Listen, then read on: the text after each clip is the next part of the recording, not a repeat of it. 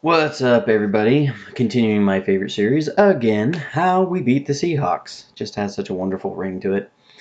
So this is the very next play after the play I just showed. We hit 21 yards on a flood concept to George Kittle, and here we're going to come back.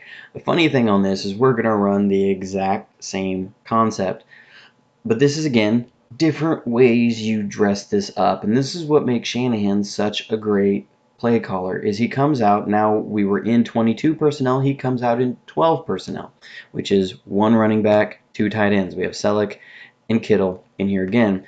And one thing he's going to do now is, because you don't have a fullback in there to establish, which side is the strong side, help on there. He's going to put both tight ends on this side to start out. Again, they had just attacked KJ Wright. KJ Wright's right here. They're going to attack him again. So this puts Barkevius Mingo, who's their Sam backer, on the line of scrimmage out on this side, because they've lined up with an unbalanced line. They want to establish which side that Seattle's going to put their linebackers. And so then what we're going to do is we're going to take George Kittle, we're going to motion him across, and that's where we're going to end up snapping the ball. We're actually going to motion him and then bring him on a little motion on the way back, and I'll show you why here in a second. And what we're going to do is we're going to run a hard play action fake again, and we're also going to bring George Kittle and fake a little sweep to him on the outside. Now, normally, if it was most tight ends in the league, there's very few teams that would be worried about a tight end sweep. I mean, really? Tight end sweep? But it's George Kittle. He's a game-breaking player, and so it's going to draw attention. We're going to take Kendrick Bourne, just run him on a vertical, and then we're going to take Garrett Selleck, and he's just going to run it out. So we'll have Kittle is going to be out here. That's going to occupy Barkevius Mingo, who's in his flat zone, and Kendrick Bourne is going to occupy Shaquille Griffin, who's on his deep third. And then that just leaves Garrett Selleck coming out here. Again, the hard play action fake is going to attack KJ Wright right here and make him attack the line of scrimmage to bring it down so he cannot match this route. The safety here started to recognize it a little early, and at this point he's probably getting a little irritated with his linebacker underneath. But let's go to the video and watch this happen. So you see here we bring George Kittle on in motion. Starts to come back.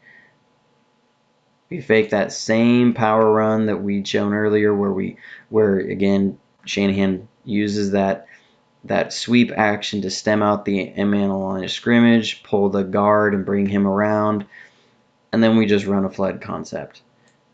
Because what you see here, Shaquille Griffin's being run off. Mingo's got his eyes on George Kittle, and when Mullins turns around, he's got Selleck, who's going to have all this room because KJ Wright right here fell for the run yet again.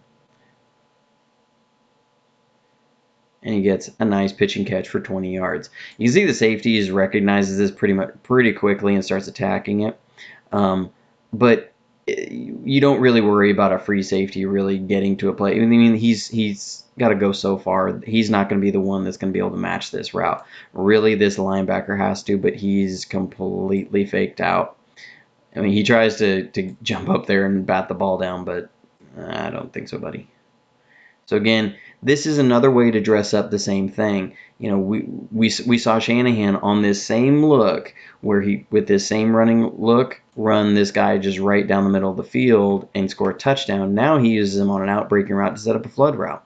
This is why Shanahan is a next level play caller, because he's got so many things to throw at you from the same looks. You don't know if it's going to be a run. You don't know if it's going to be a flood. You don't know if it's going to be a vertical stretch deep down the field. Because he's constantly attacking. But what really the idea here? They're attacking KJ Wright because they've seen he is playing very aggressively towards the run, and so they're attacking him. Sometimes we can get into scheme versus scheme. You know, how do you get the cover three versus how do you beat that with these different concepts? Sometimes it comes down to how do you attack a player within the defense to kind of like separating the weak from the strong. Not that KJ Wright isn't a good player, but can you use somebody you know that in certain situations will be very aggressive? Can you use that to your advantage and take him out of the defense, basically, so that you have got your scheming guys wide open because you know who you're trying to attack? That's why he's a guy that can do what he does in the NFL and why he's a great play caller.